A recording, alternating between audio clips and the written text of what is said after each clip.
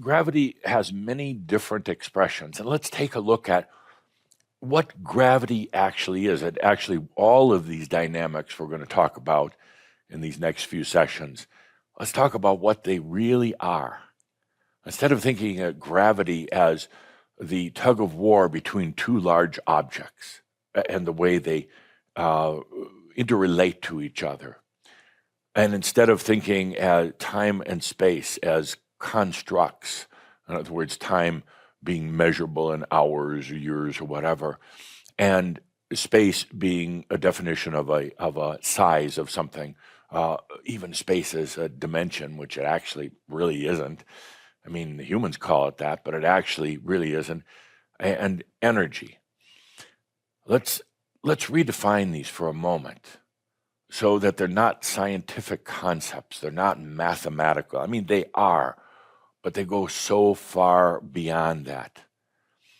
I would say that each one of these very important forces that's defining or helping to define your perception of reality are actually sensualities. Sensualities. So take a deep breath and feel into that for a moment. Gravity, not just a physical force that causes objects to drop to the ground, but it is a sensuality. There is a sensualness to feeling into gravity, to being in it, until such time as you get absolutely stuck in it and you forget that it was just a sensuality. You know, it's kind of like immersing yourself into water, into a pool of cool water. At that moment, it's a sensuality. You might feel cold, you might feel a little shock, you might feel the nice juxtaposition or the difference between the hot day and the cool water, but you're now going through a sensual experience. You're not looking at the water saying, oh, this is a lot of H2O. You're not trying to determine the water's weight or anything like that. You are having a sensual experience. Gravity is the same way. It is a sensuality. It is not really a science. Gravity is the main component that holds together all of physical reality. So we can extrapolate and say that the sensuality is what keeps all of this in play. And without gravity, time and space would not be possible. Without gravity, energy would not necessarily be accessible the way it is to a human. It is gravity that, I'll step back one more. Gravity is the consensus of the order of the arcs, the consensus for this particular reality that appears to be massive when you think about the whole universe, but it's actually really not.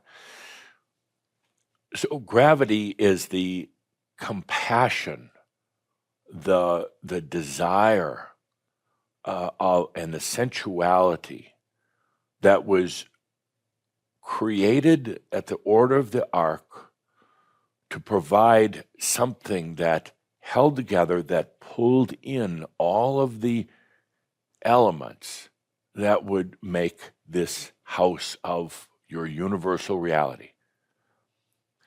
Gravity is actually not a force, it's not a power. Gravity is trying to get the right words here through Caldera. Gravity is a passion. Gravity is a passion. And the passion from the archangels, the order of the ark, was to create a reality for you, for others, for soul beings to go in and to play and to feel and to really begin to understand energy. Let's go back to gravity. It's what keeps everything kind of together. And without gravity, electromagnetics would not be possible, nor would even the energy, the way you use it, or time or space or any of that. So gravity is really the biggest passion of the soul, of the order of the ark. And it is a sensuality. It's not a science. Feel into that for a moment. There's gravity all around you. It restricts your movements, keeps you from flying like you really should be able to do. But it keeps everything held in a beautiful way, in a very, very beautiful way. But what they didn't teach you was there are other ways also. What they didn't teach you was that you could take the sensuality of gravity and shift it to make it work for you. As you change your perspective of gravity, it will also start having an effect on not only on your mind, but on the cells in your body. These cells are really kind of held in by gravity, ultimately by gravity, and they resonate with gravity. Feel that for a moment. Every cell in your body resonates to gravity. Gravity is a sensuality. It's kind of an experience, but a very big one that defines your physical reality. And when I say that you can change your perspective of gravity, I'm not just talking about from a physical standpoint, where suddenly you're floating in midair, although that is possible. I'm talking about the gravity of emotions and thoughts and memories. Gravity is actually your friend because of what it does. It's not an opposing force. Gravity is sensuality. It's a way for the dance to be danced.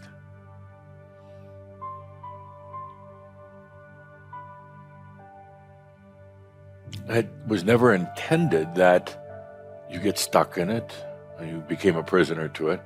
It was intended as one way of perceiving reality. And now let's shift that.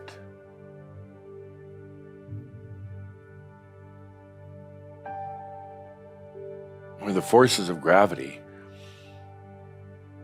they create the theater of life, the stage of life, but you're not limited to the old play, the old story of your life. Let's shift the perspective onto a whole new stage of life, experiences for you to behold.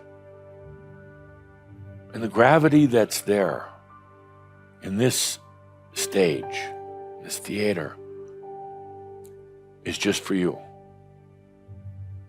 It's just for you. And unlike mass consciousness gravity, which really doesn't respond very well to wishes and dreams, here in this new perspective of gravity as a sensuality, it serves to bring things together that are appropriate and in alignment with your own desires, your own choosings for your own life. Instead of being an opposing force, the battle, the war between two objects or anything like that, gravity now is a sensuality that keeps the dance going, keeps the movement flowing, all to serve you. It's your gravity now.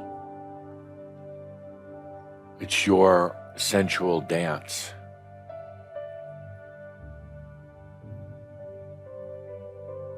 And as beautiful as this sounds, some of you are going to have a hard time with it because suddenly you're going to realize that it is your perception of reality, it's your stage in life, it is your experiences that you can experience now in your own gravity.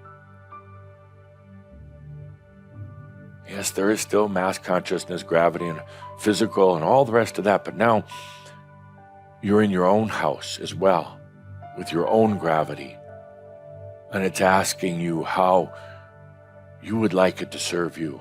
Gravity, the thing that is sensual, thing that holds things together, at least for the moment, for you to experience them.